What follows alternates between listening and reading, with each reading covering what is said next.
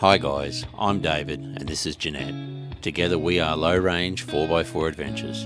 For the last few years we have been doing some epic trips to amazing locations across Australia. Subscribe and like our videos and hit the notification bell to join us on our adventures. You can also find us on Facebook and Instagram.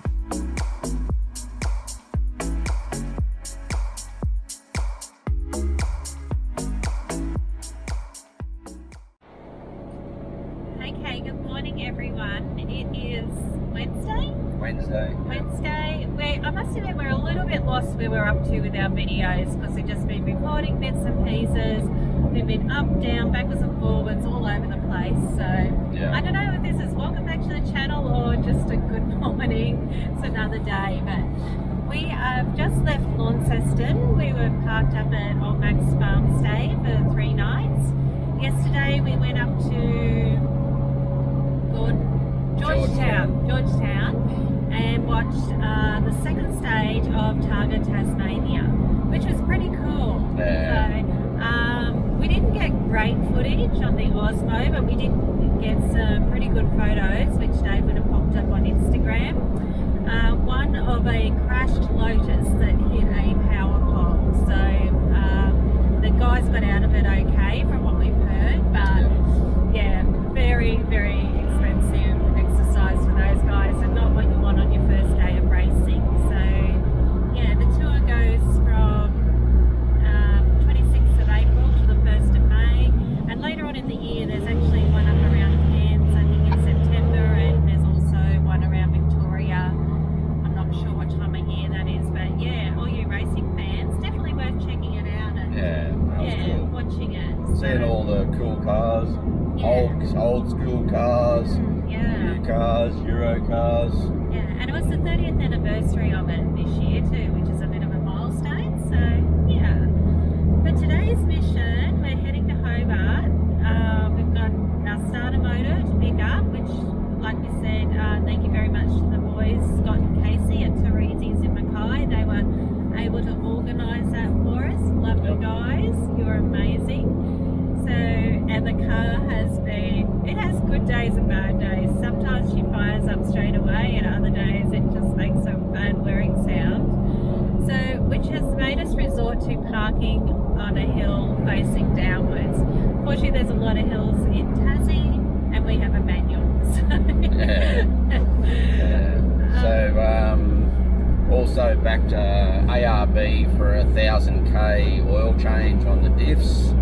After the diff lock's being done up, and actually we're going to have to put in a picky of the what they did with our wiring too, because a lot of you guys who have second batteries under your bottom would know that you run heaps and heaps of different wires off them, but what they've done is a masterpiece. I am so impressed. Beautiful job. Yeah, it's like a work of art. So we'll just pop in a little bit to show you that. Do that, and then so once that stuff's all out of the way tomorrow, we're heading for the most southerly point of Tasmania, so Cockle Creek, and then we're basically going to do the southeast of Tassie back up towards Hobart. So we'll do that whole southeast area, Bruny Island, blah blah blah, all those things.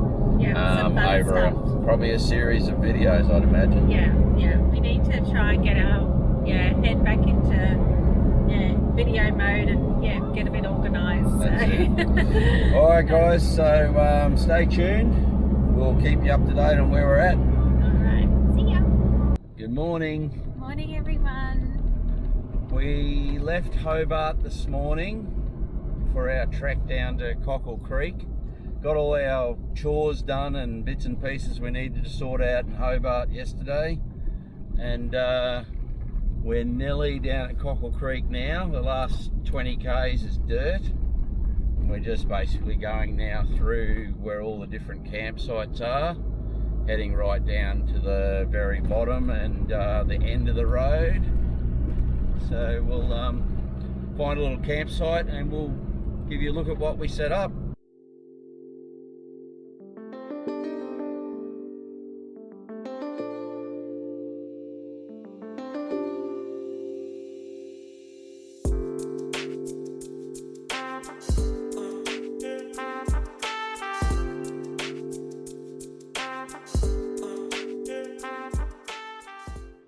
afternoon, guys. We've had a pretty lazy morning this morning. Did a bit of editing and so on and so forth. Jeanette slept in most of the morning, didn't do much at all. So we've just wandered up from our campsite at Cockle Creek, and we're going to go on the Fisher Point walk, which is a 2-hour return walk, and it also includes the whale sculpture that's on the beach down here. So we'll go and check it out and take you guys for a ride along. It has been showering on and off a bit this morning. It's warm now, but before it was quite cool. So we got raincoats. Dave's wearing gloves because he's soft. Whatever. And yeah, but hopefully we don't get drenched on the way back because they were predicting a thunderstorm this afternoon. Yeah. But All right. we should get moving. That's it. Let's see how we go. Sun's really trying to come out, guys. This is it's incredibly beautiful even without the sun shining really bright on the water. All rugged up because it's cold. Got a rain jacket on. We look like twins. So we both got the same gear on basically.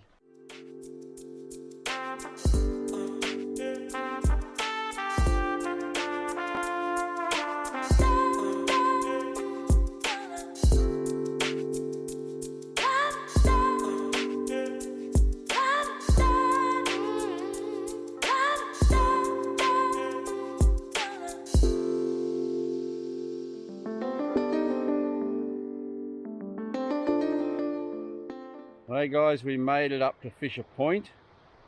There is some ruins just in the background here as well, just off the point. We're going to go and have a quick look at them and then wander back.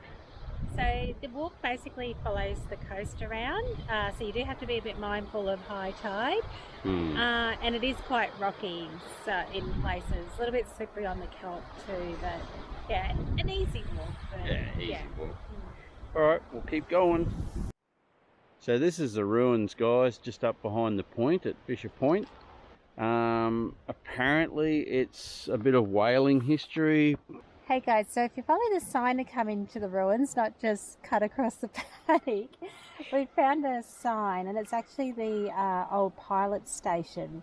It was a brick cottage, was built in 1843 to house the pilot John Bruce. It cost £43 and was designed by colonial architect W.P.K. Interesting fact, at the end of whaling and sawmilling in this area, locals started growing cabbages. Captain Fisher lived in the cottage with his family until the 1880s, reputed to be growing 12,000 cabbages per year. That is a lot of cabbage. And when you actually look around at the current bushland here, you can't imagine anyone ever growing cabbage here. So this is obviously all regrowth.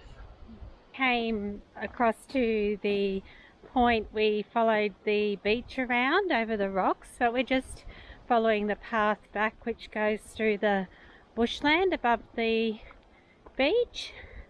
It's nice and cool in here, out of the wind. It's completely changed from when we first started. It was raining and windy, and now it's windy and sunny, so it's a lot warmer and a lot nicer. The coastline along here is absolutely spectacular. Just look at those colours. You can see how clear the water is. Just beautiful.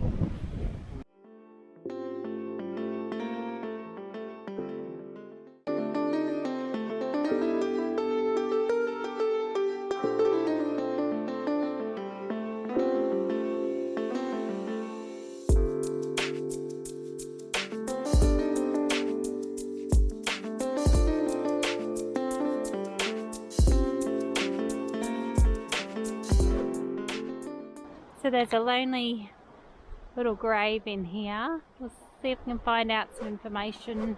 It's been here a long time. Can't make out the dates.